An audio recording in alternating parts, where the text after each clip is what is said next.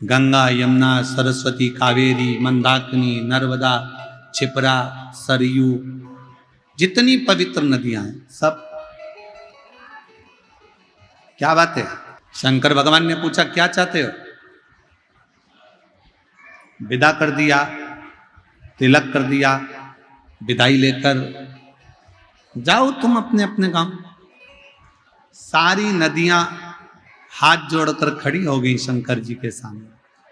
हम नहीं जाए।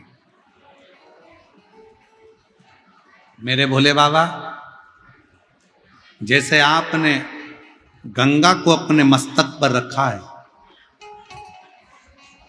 मेरे भोले बाबा जैसे आपने गंगा को मस्तक पर रखा, पार्वती को बाजू में रखा, अपने साथ में रखा, सारी पवित्र नदियां कर रही हैं हम नहीं जाना चाहते, हमको भी विदाई लेकर यहां से जाना नहीं है। मेरे भोले बाबा, हमको भी आपके साथ रहना है। तो शंकर भगवान ने जितनी पवित्र नदियां थीं उन सब नदियों को कह दिया, अगर तुम जाना नहीं चाहती हो मत जाओ। मेरा शिवलिंग जहां पर विराजमान होगा, समझिएगा जरा, देखकर समझिएगा,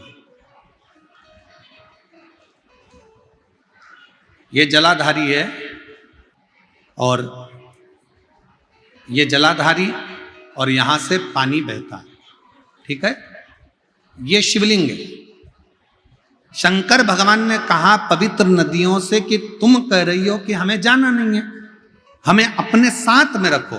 तो शंकर भगवान ने उनको वर दे दिया, मेरे शिवलिंग के ऊपर भाग से लेकर नीचे के भाग तक जो स्थान है, उस स्थान पर सभी पृथ्वी की जितनी नदियां हैं उन सब का स्थान मेरे उस शिवलिंग के भाग पर विराजमान रहे। पवित्र नदियां।